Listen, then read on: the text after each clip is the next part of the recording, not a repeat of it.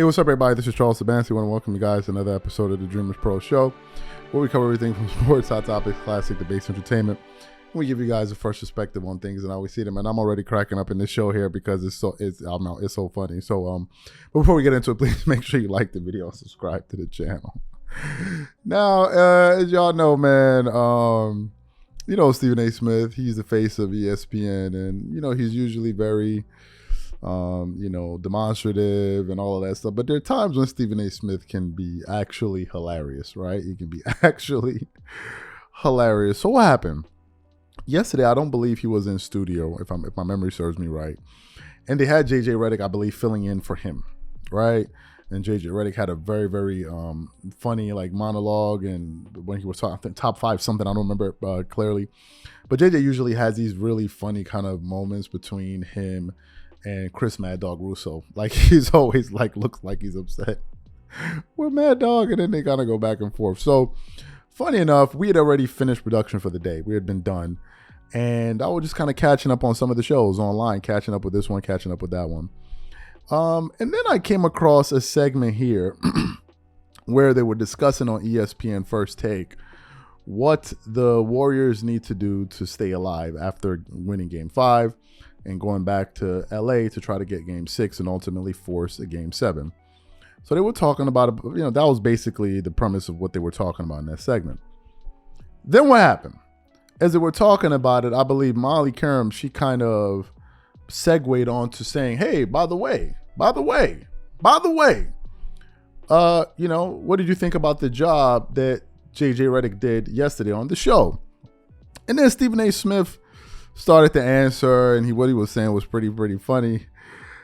And then he said this one thing, man, about because they brought up the coaching job, and he said something, and I just started laughing so loud.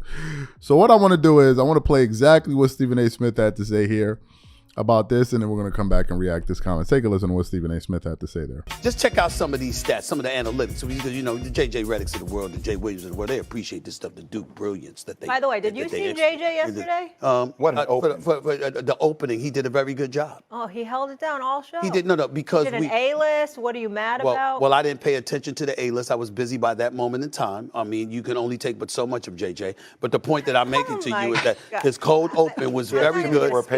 His cold open was very good. I would have liked to have seen him rock the shades like he did a couple of days ago. He didn't do that. He slipped up with that. He should have wore the shades, but he still did a damn good job, and he deserves a lot of credit for it. Props to him, the old man in the three. Check out the podcast. He does a good job with that, too. But again, you have to take him in increments. Maybe new head coach. No. Huh? Excuse me? Maybe new head coach. I mean, going from coaching the son in Little Leagues with 8-year-olds and stuff like that to being an NBA head coach. I mean, who would have thunk it? It's amazing. These opportunities are amazing. Only in America. Why do I even open my mouth? Only in America. Ahead. But anyway, now we get to this. Only in Canada.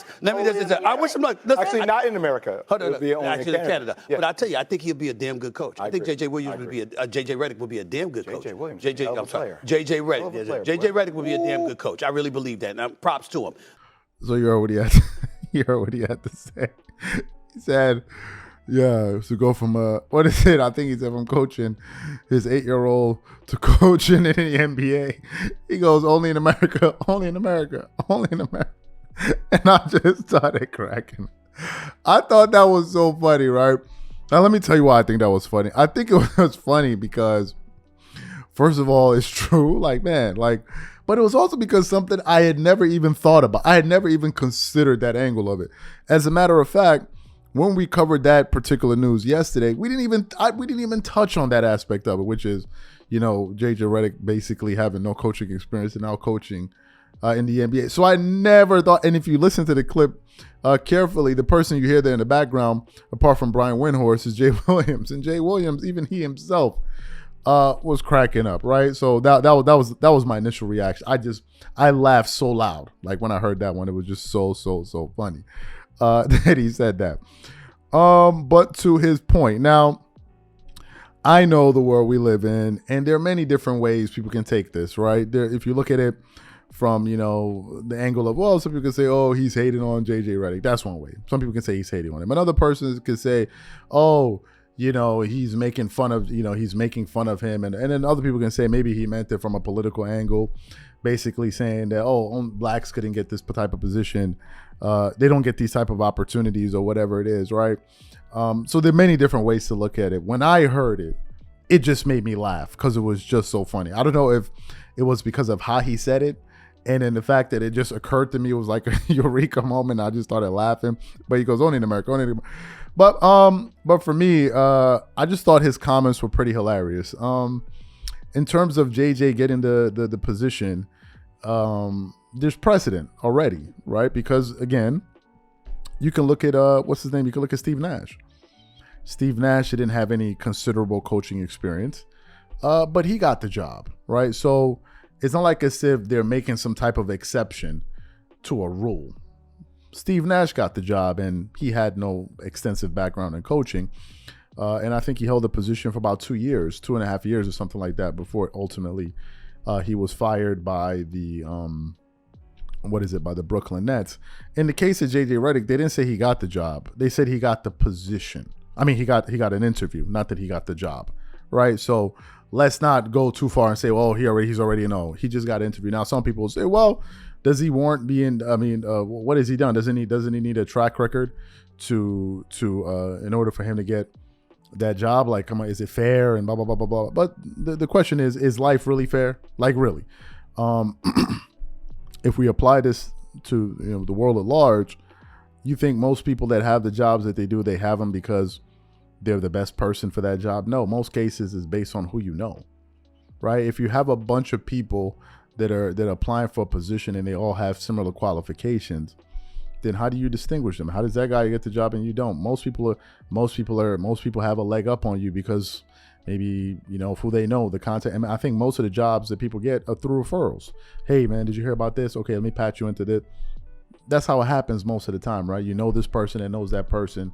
And I've actually been a part of this where someone had a job opening. He sent me the job opening. I wasn't interested in it. I passed it over to a friend. That person got the job. Happens just like that. But it could have turned out that other people were applying to that job. So, JJ Redick is in a very, very unique position, which is what? He is on TV. He gets to come on TV every single week to basically display his basketball knowledge, which is like an unofficial interview, if one is being honest, because you don't really know who's looking at these guys. That's number one. And if you have people out there watching and they say, hey, this guy seems like he knows his X and O's, why not take a chance on him, right? So I think there are all type of ways to become an NBA coach. But to what Stephen A. Smith said, I thought that was absolutely hilarious to say that only in America. Yeah, and to a certain extent, a lot of things happen in the United States where they just can't happen. It just wouldn't be possible in other parts of the world. But for him to say that, I thought it was absolutely funny. So I just want to close by saying this. I don't want this show to be a political thing or this thing or this thing. That's not the reason we produced this show. We produced this show simply out of the fact that I thought it was hilarious.